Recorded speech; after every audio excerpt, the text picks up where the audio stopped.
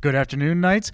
We're here with Arcadia University men's and women's cross country head coach Joe Dias as we preview the 2022 season. Coach, thanks for joining us. Thank you. I'm glad to be here. Now, Coach, your teams had very successful seasons last year compared to years past. Obviously, your women's team had a runner make it to the NCAA championships, and you had multiple all-region finalists or selectees. Can you talk about your expectations for this year and just kind of how you expect that success last year to help the program forward this year?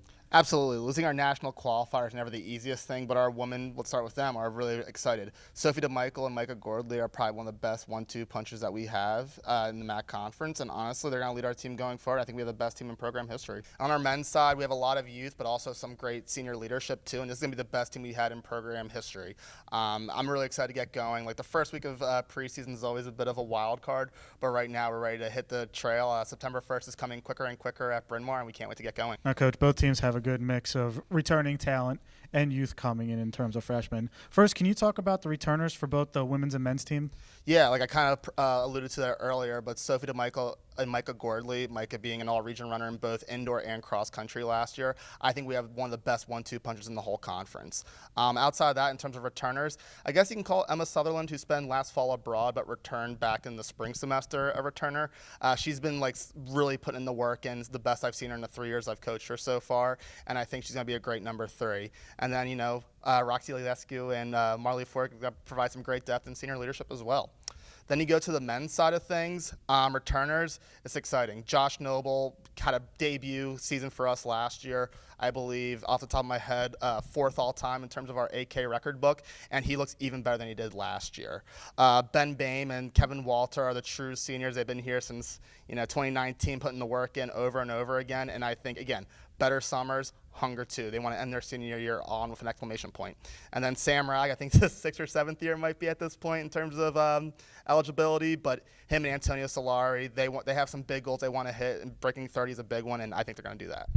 Now let's talk about the newcomers for both teams. First for the women, then for the men. Can you tell us what we can look forward to in terms of players that will be breaking in for the first time this year? Yeah, first-year women's mid-distance runner Grace Cornow is really having a great preseason so far. I think she's kind of been like the little dark horse that I never saw really coming. She was a state qualifier in the 400-meter, but I think most people can agree the 400-meter and the 6K are two wildly different races.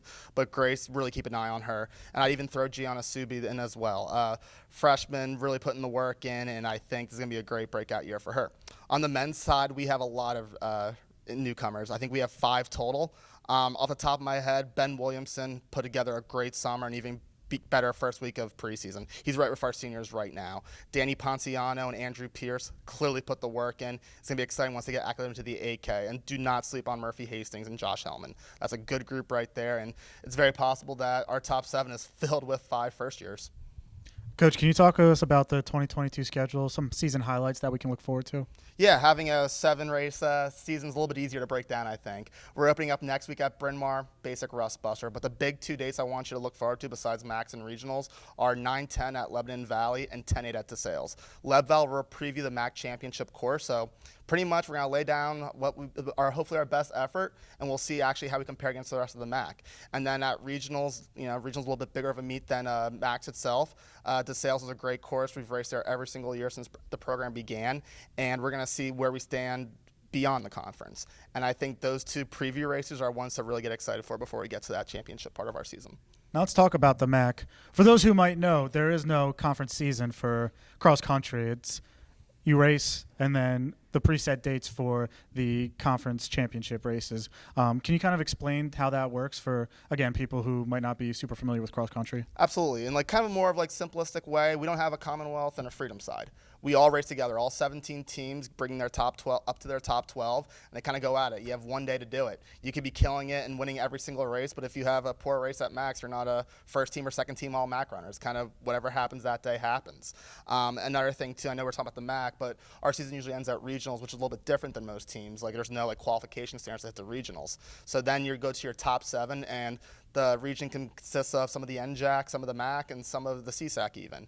And we get our chance to race our top 7 there, so it's even more limited. So that's kind of our championship season, and obviously last year we got to enjoy nationals, and let's hope we can do that again. Arcadia University men's and women's cross country kicks off the 2022 season this Thursday when they head to the Bryn Mawr Invitational hosted by, you guessed it, Bryn Mawr College. Coach, thanks for joining us. Good luck this year. Thank you, Adam. Can't wait to come back.